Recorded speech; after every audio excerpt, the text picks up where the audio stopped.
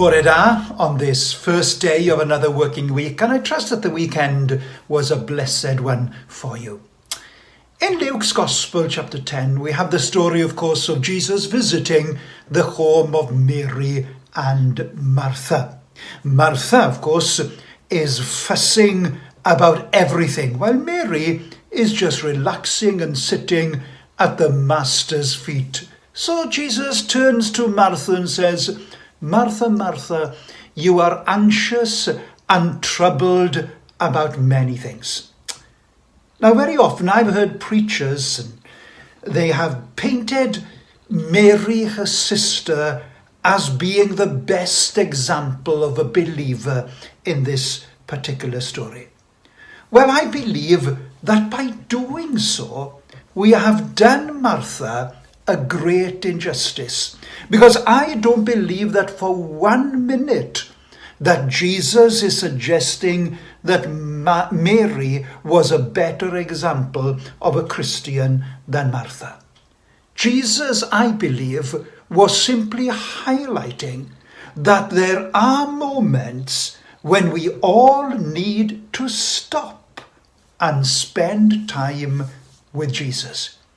You see, it could be argued that if there's one thing that the church needs today is more Marthas. That is, those who are willing to work behind the scenes and not just warm a pew in church.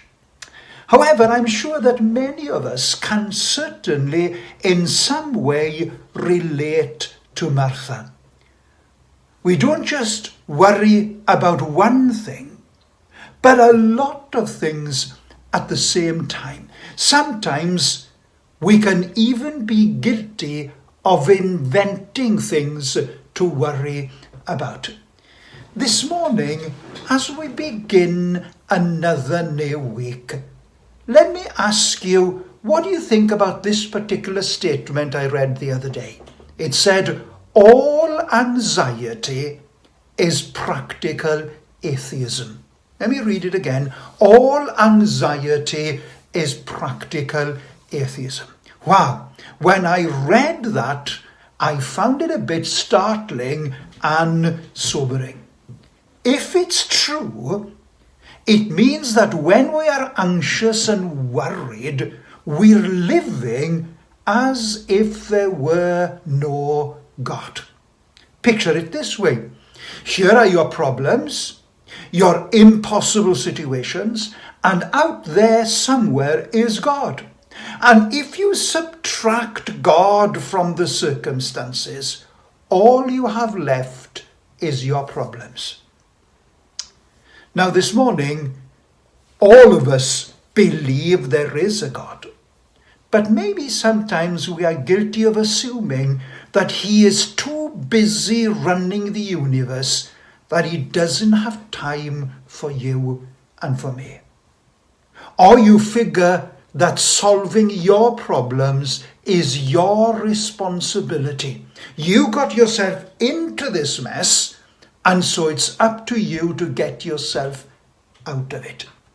Or perhaps God seems remote from your life, and you question, does he really care about little me? Therefore, you unnecessarily carry a heart-heavy load of anxiety. Now, if you read or did a research of in the New Testament of the word anxious, you'll discover that every time the word crops up, it's in connection with our human concerns, with what we are going to do about a situation, what we're going to say or do or wear or whatever. You see, I don't worry about whether the earth is going to keep on turning on its axis. I worry about me, my needs, my health, my family, my work. What we need to do when we're anxious is to stop being practical atheists and turn to the Lord. You see, this morning, our God is bigger than our problems. Our God is big enough to solve any dilemmas.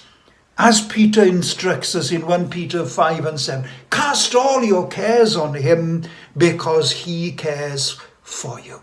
It was Susan Peterson who said, so I tell you, do not worry, asking what you'll eat or drink, nor be anxious about clothing. These are things that all men seek. And your Father knows you need them. Worry won't command his power. Which of you, by constant fretting, adds to life a single hour?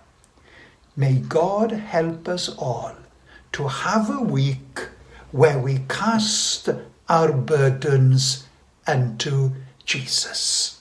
Leave you again with the words of Peter. Cast all your anxieties on him because he cares for you. Have a fantastic, carefree week. God bless you. Pob bendydd.